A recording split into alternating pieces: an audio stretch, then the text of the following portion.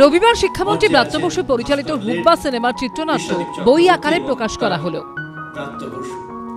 এই প্রসঙ্গে আরেকটি কৃতজ্ঞতা পশ্চিমবঙ্গ সরকারের শিক্ষা বিভাগের অধীন আইএলএসআ পরিচালক অরিন্দম শীল এই চিত্রনাট্য বই আকারে প্রকাশ করলেন। সহযোগী এই কারণে কলকাতা সেন্টার ফর ক্রিয়েটিভিটিতে 1 মাস ধরে আর্ট ফেস্টিভ্যাল চলছে। রবিবার সেখানে হুব্বা সিনেমার চিত্রনাট্য বই আকারে প্রকাশ করে আন্টোনিম প্রকাশনা সংস্থা। বই প্রকাশের পরে একটি আলোচনা সভার আয়োজন করা হয়। 2024 সালে মুক্তি পেয়েছিল হুব্বা। মোশাররফ করিম হুব্বার চরিত্রে অভিনয় করেছিলেন। আগে সিনেমা থেকে বই হয়েছে, মানে যেমন আমার ইনস্ট্যান্ট মনে পড়ছে, সত্যজিৎ রায়ের কথা ছেড়ে দিলাম, আমি প্রথম বই মানে ফিল্ম স্ক্রিপ্ট বই হিসেবে হাতে পাই বুদ্ধদেব দাশগুপ্ত গৃহযুদ্ধ। হ্যাঁ, গৃহযুদ্ধ ওয়াজ এ পলিটিক্যাল থ্রিলার, আর হুব্বাও সেই অর্থে একটা মানে তার মধ্যে একটা থ্রিলার এবং তার মধ্যে একটা সাগা আছে। তো হুব্বা বই হওয়াতে আমার তো খুব ভালো লাগছে যে বাংলায় চলটা ছিল যে একটা সময় স্ক্রিপ্ট বই হতো। এখন বই যেহেতু বই পড়াটা প্রায় মানে এই রিলসের যুগে, এই ডিজিটাল বিপ্লবের যুগে বই ব্যাপারটা ক্রমশ অবলিভিয়ানে চলে যাচ্ছে। বইয়ের পাঠক সংখ্যা কম এখন। তো আমি প্রকাশককে বারণ করেছিলাম যে এই বই করে বিশেষ লাভ হবে না। তো কিন্তু ওরা একটা কফি টেবিল বুক হিসেবে বইটাকে করতে চাইলেন। বইটা হওয়াতে আমার তো খুব ভালো লাগছে, কারণ প্রোডাকশনটা খুব ভালো হয়েছে, দেখতে ভালো লাগছে, আমি খুশি। ব্রাত্য বসুর মতো একজন চলচ্চিত্রকার, নাট্যকার, একজন অভিনেতা, তার মতো একজন পণ্ডিত মানুষ এবং সুলেখক, তার করা চিত্রনাট্য যখন বই হিসেবে বেরোয় তখন ডেফিনেটলি সেই পাঠক মহলের মধ্যে একটা ইন্টারেস্ট ক্রিয়েট করবে। এই বইটি আজকে আমি প্রকাশ করতে পারলাম ওর হয়ে, এবং সেটা করতে পেরে আমার খুব আনন্দ।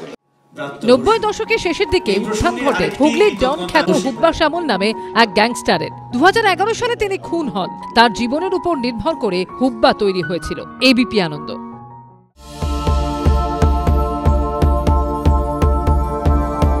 যোগীন চৌধুরী, রামানন্দ বন্দ্যোপাধ্যায়, লালু প্রসাদ সাউ থেকে গণেশ মাইন, পরেশ মাইতি, এক ছাদের নিচে বহু শিল্পীর শিল্পকর্ম। শুক্রবার থেকে বালিগঞ্জে শুরু হলো সীমা আর্ট মেলা। নামি দামি শিল্পীদের সঙ্গে নবীন শিল্পীদের সৃষ্টি কাছ থেকে দেখা এবং কেনার সুযোগ।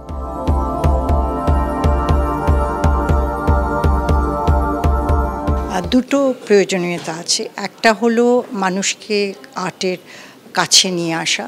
সাধারণ মানুষ যারা আসেন দেখতে, একটা আকাঙ্ক্ষা হয় যে আমার যদি একটা এরকম গণেশ পাইন থাকতো, আমার যদি একটা যোগেন চৌধুরী থাকতো, পরেশ মাইতি থাকতো, একটা আকাঙ্ক্ষা হয়।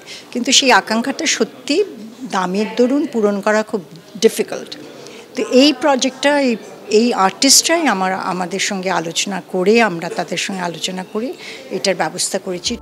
পেন্টিংয়ের পাশাপাশি রয়েছে সেরামিকের কাজ, স্কাল্পচার, গ্রাফিক্স থেকে প্রিন্ট। পট, মধুবনীর মতো রয়েছে শিল্পের ট্র্যাডিশনাল ফর্মও। দাম শুরু 1000 টাকা থেকে। বিভিন্ন মাধ্যমের যে কাজগুলো সেগুলো বেশ আকর্ষণীয়, এবং আমার মনে হয় যারা আর্ট লাভার তারা ভীষণ এটা এনজয় করবে। আমি তো ভীষণ এনজয় করছি এবং আমার খুব ভালো লাগছে। আমি কিনেওছি। মূল্য যেটা নির্মাণ হয়েছে সেটা অনেক বেশি রিজনেবল, তো এটা ভালো লাগছে। আর্ট মেলায় রয়েছে ইন্ডিয়ান ইনস্টিটিউট অফ সেরিব্রাল পলসির ছাত্রছাত্রীদের শিল্পকর্ম। সব মিলিয়ে শিল্প রসিকের স্বপ্নকে সত্যি করতে ফের পসরা নিয়ে হাজির সীমা গ্যালারি।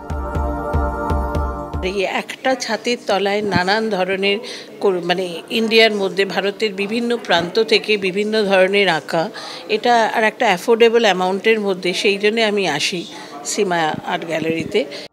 আর্ট মেলা খোলা থাকবে সকাল 11টা থেকে রাত 8টা। চলবে রবিবার 30 তারিখ পর্যন্ত।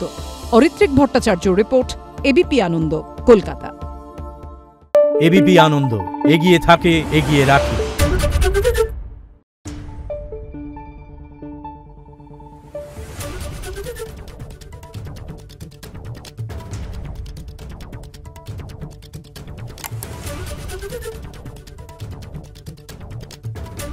Thank you.